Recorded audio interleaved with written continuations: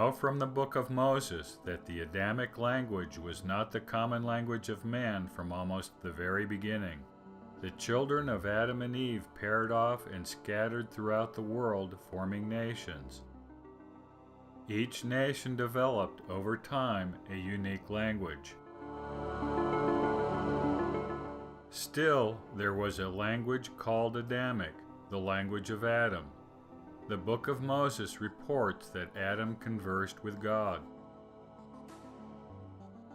We also know that both Adam and Eve called upon the Lord.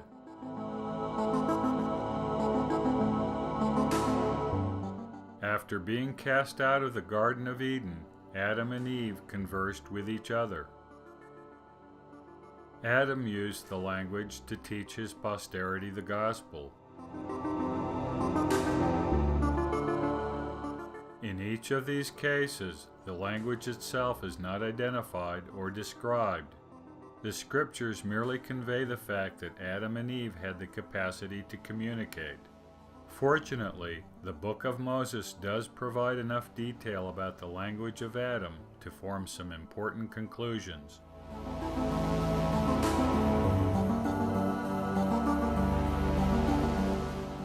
In the Book of Moses, we learn that Adam kept a book of remembrance.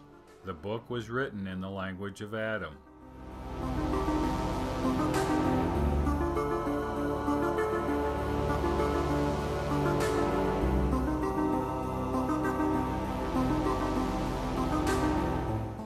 We learn several important attributes of the language of Adam from this brief statement.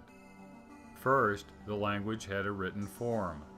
The language had a system of signs, symbols, characters, or letters which could be inscribed to form a record, a book in this case. Second, the language was not universal or common. It was a gift of God contingent upon calling upon God. Third, the language of Adam could only be used by the spirit of inspiration. It was not an ordinary human language, which does not require inspiration. Fourth, the language was pure and undefiled, meaning that the language was perfect in form. Human language, on the other hand, is a degraded form of communication. The Book of Remembrance was passed through the generations of Adam's posterity and included a genealogy. The record appears to have been restricted to the patriarchs, passed down the generations much like the Nephi plates were passed down from Nephi to Moroni. The Book of Moses records the generations of the righteous sons of God, presumably taken from Adam's Book of Remembrance.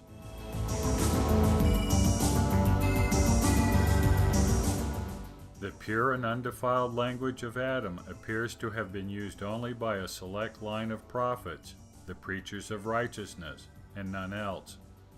Implicit in these characteristics is the fact that the language was a sacred language, used only for sacred purposes such as the keeping of records.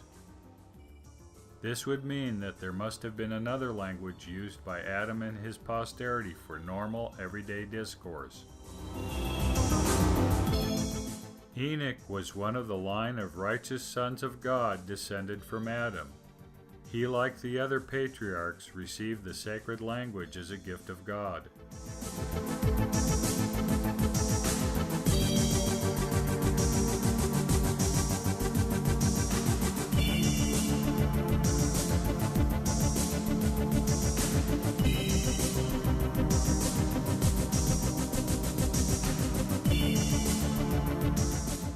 We learn from the story of Enoch that the Adamic language carried with it great physical power. Using the sacred language, Enoch could make mountains flee, rivers turn out of their course, and shake the entire planet. Like the ancient patriarchs, the brother of Jared was given a sacred language to write and keep a record. The language was confounded and could only be understood through the use of the Urim and Thummim.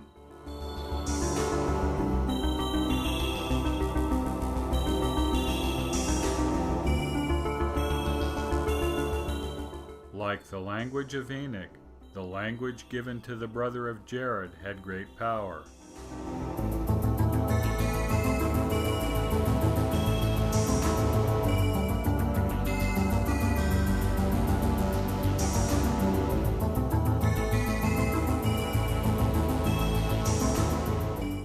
In this case, it was not physical power, but psychological power.